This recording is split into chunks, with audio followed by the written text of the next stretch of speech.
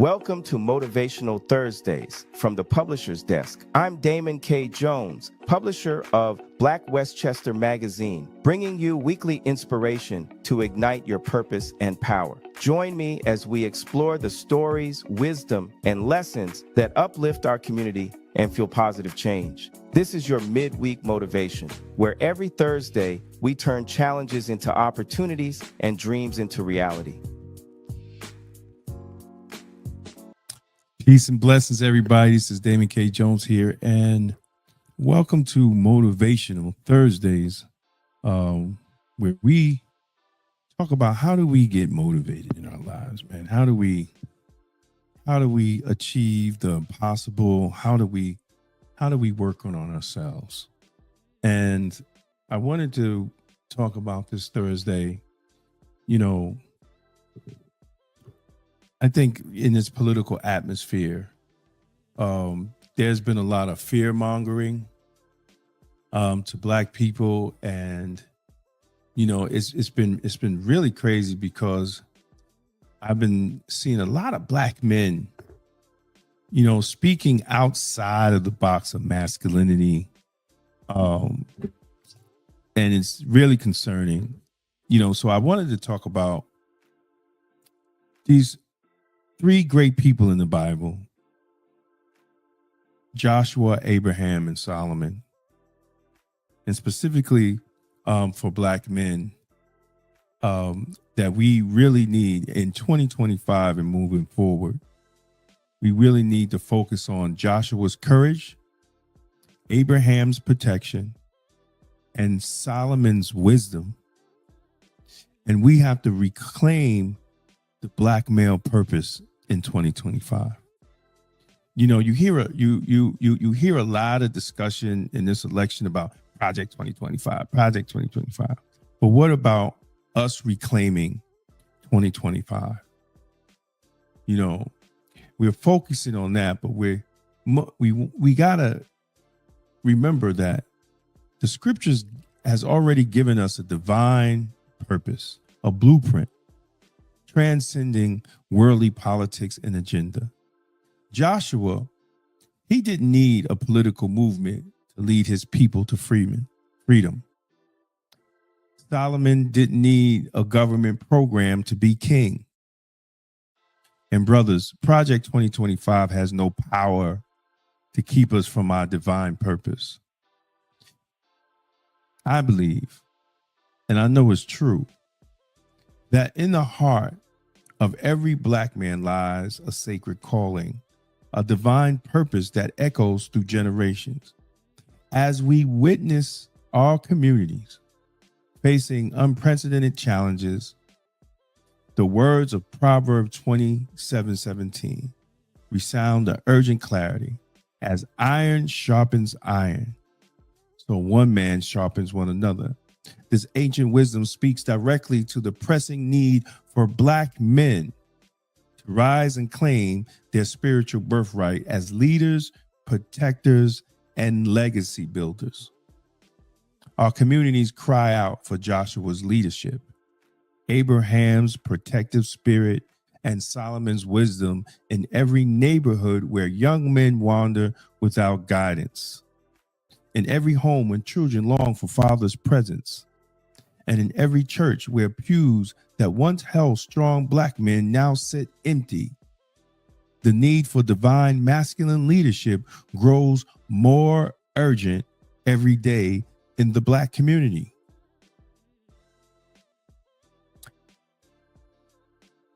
Leading like Joshua, the warrior leader's path. Now listen, Joshua's leadership, his model speaks directly to Black men facing seemingly obstacles in their lives.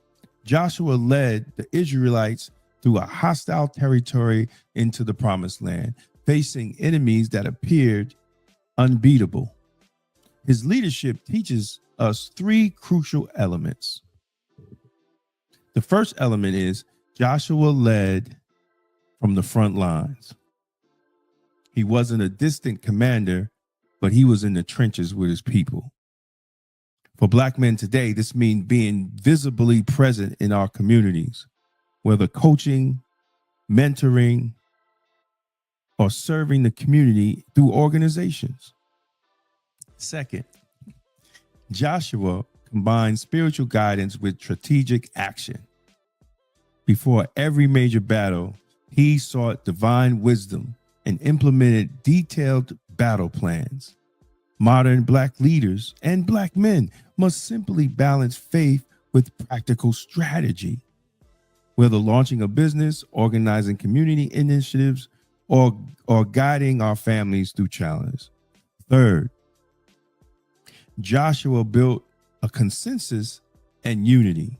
He understood that a divided people couldn't conquer their challenges. Today, Black male leaders must similarly unite our communities, bridging generational gaps and healing historical wounds. Right now, we can't solve the gang problem in the Black community because the adults are too busy acting as gangs themselves. You have the church gang, you have the mosque gang, you got the political gang, you got the educated gang, you got the normal people gang. We're gangs in our communities, so we can't solve the gang problems because we're too busy acting like gangs ourselves as adults. And that has to change. We also must protect like Abraham, the guardian role. Abraham's protective leadership transcended mere physical defense. He demonstrated three essential aspects of protection that Black men must embody in 2025 moving forward. Financial protection came first. Abraham built substantial wealth to protect his family's future. He understood that proper protection includes economic security. For Black men today, this means mastering financial literacy, investing wisely, and building multiple income streams to protect our families from economic uncertainty. Second, Abraham protected his family's spiritual heritage. He maintained his faith and values despite living among different cultures. Today, Black men similarly protect our family's spiritual and cultural identity while navigating mainstream society. It is our duty, brothers. Third, Abraham was to protect it through strategic relationships and diplomacy. He knew when to negotiate, when to form alliances, and when to take a stand. Modern Black men must likewise build networks and coalitions while maintaining strong boundaries. And this even as in the political realm. We shouldn't just all be Democrats. Why should we put all our apples in one basket? We should be Republicans. We should be independents. We should be conservatives. So no matter who wins, the Black man will have the seat at the table. Building like Solomon, the wealth creator's vision. Solomon's model of building wealth and institutions offer critical lessons for Black economic empowerment. Solomon built systems, not just structures. His greatest achievement wasn't just the temple, but the economic and educational system that sustained his kingdom. Black men today must focus on building sustainable business systems, not just individual enterprises, but networks of interconnected Black-owned businesses that can support each other. We have a $1.5 trillion spending habit, and we're spending it with others and not spending it with ourselves. So we have to be like Solomon. We have to think like Solomon and put those networks, those interconnected Black businesses, so we can create institutions and keep our money with ourselves. That's real power. That's real diversity. Not going to the white man and looking for a job, but being able to go to Black institutions and get a job. And we're able to employ our own people. Solomon's wealth creation strategy centered on diversification. He invested in multiple industries: international trade, real estate, natural resources. And today's Black entrepreneurs must simply diversify their investment portfolios and business interests and spreading risk and maximizing opportunity. Most importantly, Solomon built institutions that outlasted him. He created schools of wisdom and established trades, networks, and benefited generations. Black business leaders today must focus on creating institutions that can transfer wealth and knowledge to future generations, whether it's through family business, investment clubs, or educational foundations. Let's stop looking to partner with others that don't care about us. Let's look to ourselves. The crisis in our communities demand men who understand that divine masculinity isn't about domination. It's about elevation. In neighborhoods where young boys seek role models, we must be the men who demonstrate strength through service, power through protection, and success through sacrifice. Our communities need men who understand that authentic leadership begins on our knees in prayer. I'm going to say that again. Authentic leadership begins, Black man, on your knees in prayer, and then manifests in present action and the good for others. The statistics paint a sobering picture. Incarceration rates, educational disparities, economic inequalities. Yet these numbers don't define our destiny. The ultimate magnitude of our calling, every Black man who steps into the divine purpose, who chooses to lead like Joshua, protect like Abraham, and build like Solomon, becomes a living testament to the transformative power of the divine masculine leadership that's in our DNA, in our melanin. This calling requires more than individual action. It demands a network of brotherhood. When iron sharpens iron, both pieces become stronger. We must create spaces where Black men can gather in strength, share wisdom, and support each other's growth, but not gather in ignorance and stupidity and being Negroes. We have to break away from that. We have to be in churches, community centers, informal gatherings. We must forge bonds of brotherhood that strengthen our resolve and sharpen our effectiveness as leaders. The path forward requires us to reclaim our spiritual heritage. The same God who guided Joshua, who protected Abraham, who granted wisdom to Solomon, stands ready to empower the Black man in 2025.